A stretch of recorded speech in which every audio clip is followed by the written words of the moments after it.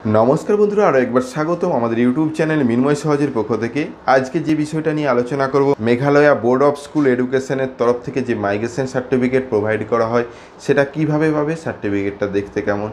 तोमरा साइडे स्क्रिने जे सार्टिफिकेटटा देखछो एटाई किन्तु मेघालय बोर्ड अफ स्कूल एडुकेशनेर सार्टिफिकेट माइग्रेशन सार्टिफिकेट, अर्थात एटा हायर सेकेंडारि लेभेलेर सार्टिफिकेट। जेटा माइग्रेशन सार्टिफिकेट तोमरा कि कारणे व्यवहार करा हय प्रत्येकेई जानो। आमरा प्रत्येकटा भिडियोते एकई कथा बोले आसि। একই কথা বলতে এই মাইগ্রেশন সার্টিফিকেটটা তখনই প্রয়োজন হবে যখন তুমি অন্য কোনো বোর্ড বা অন্য কোনো ইউনিভার্সিটিতে ভর্তি হবে। আগে যেহেতু যে বোর্ড বা যে ইউনিভার্সিটিতে ভর্তি ছিলে সেখানে রেজিস্ট্রেশন ক্যান্সেল করে নতুন কোনো ইউনিভার্সিটিতে ভর্তি হতে হয়, সেই জন্য আগের ইউনিভার্সিটি থেকে তোমাদের ক্যান্সেলেশন অর্থাৎ মাইগ্রেশন সার্টিফিকেটটি আনতে হয়। তো এই মাইগ্রেশন সার্টিফিকেট সাইডে যেটা দেখতে পাচ্ছ এটা পাওয়ার জন্য তোমাদেরকে কী কী পদক্ষেপ নিতে হবে এবং কিভাবে পাওয়া সম্ভব সেই বিষয়টা নিয়ে আজকে আলোচনা করব। অবশ্যই ভিডিওটাকে স্কিপ না করে লাস্ট পর্যন্ত দেখো এবং আমাদের সাথে থাকো। তার আগে একটি ছোট্ট অনুরোধ, যারা আমাদের চ্যানেলে নতুন এসেছে অবশ্যই চ্যানেলটাকে সাবস্ক্রাইব করে দাও, পাশের দেওয়া বেল আইকনটা ক্লিক করতে ভুলো না পরবর্তী নোটিফিকেশন পাওয়ার জন্য। যারা অলরেডি সাবস্ক্রাইব করে আমাদেরকে সাপোর্ট করছো তাদেরকে অসংখ্য ধন্যবাদ।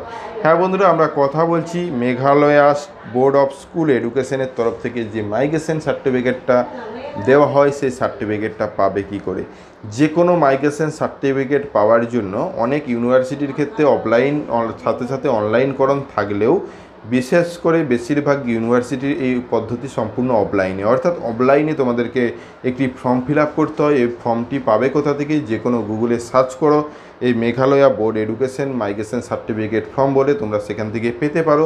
তাছাড়া এই মেঘালয়া বোর্ড স্কুল এডুকেশনের মেন অফিসে গিয়ে তোমরা এই সার্টিফিকেট নেবার জন্য ফর্মটি পেতে পারো এবং এই ফর্মটি এখানে যা রয়েছে তোমার ডিটেলসে ফিল করার পর এডুকেশন ডিটেলস বা যে সেই বোর্ড থেকে কী কী পাস করেছো তার এডুকেশন ডিটেলস, সেই মাইগ্রেশন সার্টিফিকেট নেওয়ার জন্য রেজিস্ট্রেশন কার্ডের প্রতিচ্ছবি প্লাস অরিজিনাল এবং এই বোর্ডের আন্ডারে কোন স্কুলে পড়াশোনা করেছো সেখানকার HOI এর ডিক্লারেশন এবং সেই ডিক্লারেশনের সাথে এইসব কাগজপত্র আইডেন্টিটি প্রুফ অ্যাড্রেস প্রুফ হিসেবে ভোটার আধার ব্যবহার করতে পারো। এই কাগজপত্রগুলো দিয়ে এদের অফিসে সরাসরি এসে জমা দিতে হবে। অর্থাৎ এই জমা দেওয়ার পদ্ধতিটা আমরা যতটা সিম্পল বলছি এইভাবে নয়, যদিও এই বিস্তারিত ভিডিও আমরা আনার চেষ্টা করব তোমাদের কমেন্টের উপর ভিত্তি করে। যদি তোমাদের কমেন্ট আমরা বেশি পাই তাহলে কিন্তু আমরা চেষ্টা করব এই বিষয়ে ডিটেলসে ভিডিও বানানোর।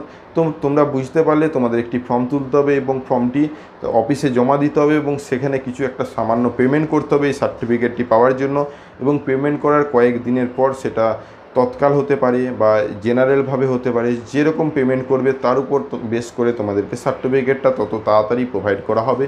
অর্থাৎ এই সার্টিফিকেটটা পাওয়ার পরেই তোমরা যেখানে নতুনভাবে রেজিস্ট্রেশন করছো এই সার্টিফিকেটটা নিয়েই নতুন রেজিস্ট্রেশন করতে পারবে অন্য কোনো বোর্ড বা অন্য কোনো ইউনিভার্সিটিতে।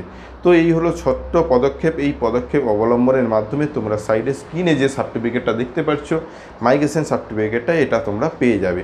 অর্থাৎ এখানে আমরা নাম বা বাবার নাম ডিটেলসগুলো হাইড করে রেখেছি, স্ট্রাইক হতে পারে সেই জন্য। অর্থাৎ এই রকম দেখতে তোমাদের সার্টিফিকেটটি দেওয়া হবে এবং এই সার্টিফিকেটটাই দরকার হবে যেখানে তোমরা নতুন রেজিস্ট্রেশন হচ্ছ। তো আশা করি আজকের ভিডিওটা তোমরা বুঝেছো বা ভালো লাগবে। যদি ভালো লাগে লাইক এবং বন্ধুদের মধ্যে শেয়ার করে দিও। আমাদের চ্যানেলে নতুন হলে অবশ্যই চ্যানেলটাকে সাবস্ক্রাইব করে দাও, পাশের দেওয়া বেল আইকনটা ক্লিক করতে ভুলো না পরবর্তী নোটিফিকেশন পাওয়ার জন্য।